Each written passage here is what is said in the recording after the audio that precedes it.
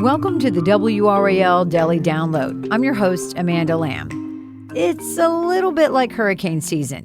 Meteorologists now have the science and the technology to help them predict what our winter weather might look like this year. That's right, winter weather. So it's a big deal for companies who want to make sure their employees can get to work and for parents who are anxious that school will be canceled.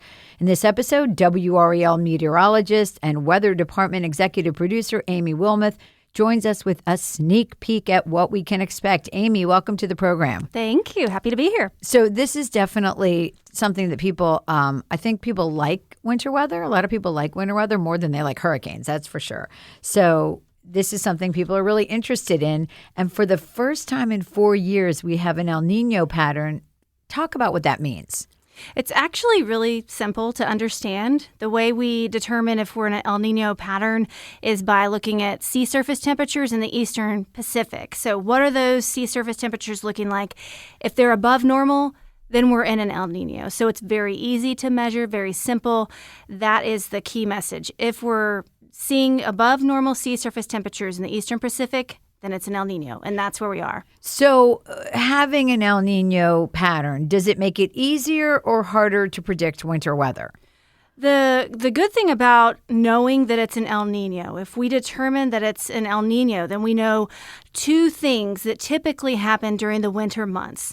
We know that we're going to have a very active subtropical jet stream over the southern half of the country. The subtropical jet stream is going to be fueled by those warm sea surface temperatures over the eastern Pacific, and that's going to cause wetter than normal winter. So we know that typically the southern half of the United States, and we're on the fringe of that, typically has a wetter than normal month when we're in an El Nino pattern. We also know, the second thing that we know is that the polar jet stream, it prefers to hang out up in Canada. The polar jet stream is what brings cold air our way. It does still dip down into the United States during an El Nino, but the coldest air during an El Nino winter typically remains in Canada for most of the winter. So kind of knowing those two facts really helps us make predictions for the upcoming winter. Wow, that's fascinating. Okay, we're going to talk more about that after the break. Welcome back to the WRAL Daily Download. So before the break, we were talking about the El Nino pattern. I know your team has been looking into what this has meant in the past so that it can help you predict the future. Talk about the ocean's surface temperature and how that can lead to more snow. Well, we know that the subtropical jet stream is going to be very active, leading to a wetter pattern across the southern half of the United States. And we're on the northern fringe of where that jet stream is going to hang out during the winter. So we can make an assumption that we will have a wetter than normal winter. But we also can look back at historical data. And if you look back at all the El Nino years, we typically had above normal snowfall. The average snowfall at RDU is 5.2 inches in every year. But we found that the average snowfall looking at a strong El Nino, which is what we're likely to have this year, the average snowfall is 7.6 inches. Obviously, for this to happen, we're going to need the polar jet stream to come down here and visit us for a little bit. But the take-home message is during a strong El Nino, which that's the forecast for this winter, we typically have above normal snowfall. Wow. Well, I remember, I've been here long enough to remember the snowstorm of 2000, January 2000, and that was major. I think it was like 20 some inches. You were probably in middle school back then. But Thank you for that. No. But it was huge. And so I don't remember us being able to predict that back then. So it's amazing how you are able to do, more precise predictions about what we can expect.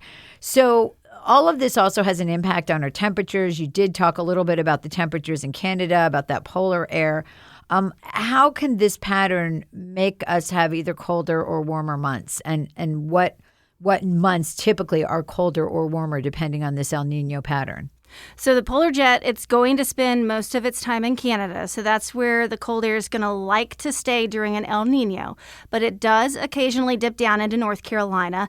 And if you look back at El Nino years, we just went back and found all the years that we had an El Nino. We took a look at the temperatures, and we found that December temperatures, they actually ran slightly above normal.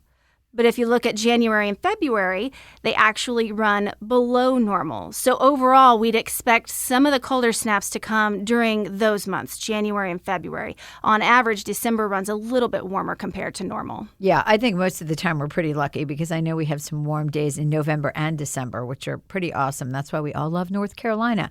So this is what everybody wants to know. Da, da, da, da, drum roll. What are you guys predicting for the winter of 2023 and 2024? Well, we'll start with the temperatures. We decided that the data is there to support temperatures that are slightly cooler compared to normal overall. We talked about December. I know. I love Florida-like weather, but December typically is above normal, but then you have January and February, they're below normal. So we decided overall temperatures are going to likely be slightly cooler compared to normal during the winter. But everyone, wants to know about the snow. Sure. I kind of feel like we're due for a big snow. It's been a while. But based on all the historical data, we're going with above normal snowfall. We're going with a range of 5 to 7 inches. And that's still pretty low when you look at other parts of the country, right? I mean... Oh, for sure. Yeah. For sure. It's just a little bit above normal for us.